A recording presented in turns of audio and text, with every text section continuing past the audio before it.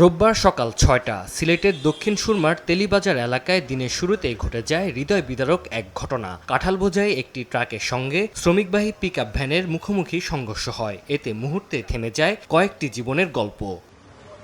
ঘটনাস্থলে প্রাণ হারান ৪ জন, পরে হাসপাতালে নেয়ার পথে আরও ৪ জনের মৃত্যু হয়। আহতদের অনেকে গুরুতর অবস্থায় ভর্তি আছেন সিলেট ওসমানী মেডিকেল কলেজ হাসপাতালে। স্বজনদের আহাজারিতে ভারী হয়ে ওঠে হাসপাতালের পরিবেশ।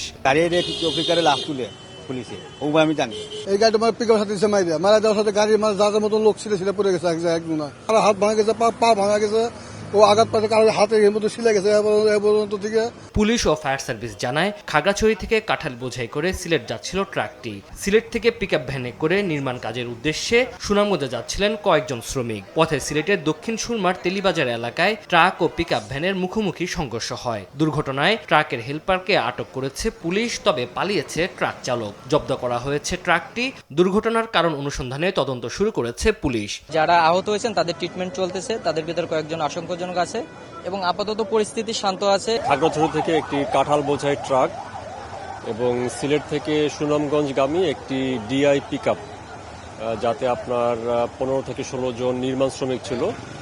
তো এই দুটো ট্রাকের মুখোমুখি সংঘর্ষ হয় এবং সংঘর্ষের ফলে ঘটনাস্থলে 4 জন নির্মাণ শ্রমিক নিহত হয় এবং হাসপাতালে নেয়ার পরে আরও 4 জন নির্মাণ শ্রমিক নিহত হওয়ার খবর আমরা পেয়েছি। এদিকে চাঁপাইনবাবগঞ্জে বাসকে ওভারটেক করতে গিয়ে বিপরীত দিক থেকে আসা ট্রাকের চাপায় মোটরসাইকেলে থাকা 2 জন নিহত হয়েছেন। এছাড়া কুমিল্লার দেবিদ্বারে বাবার মোটরসাইকেল থেকে ছিটকে পড়ে কাভার্ড ভ্যানের চাকায় পিষ্ট হয়ে শিশুর মৃত্যু হয়েছে।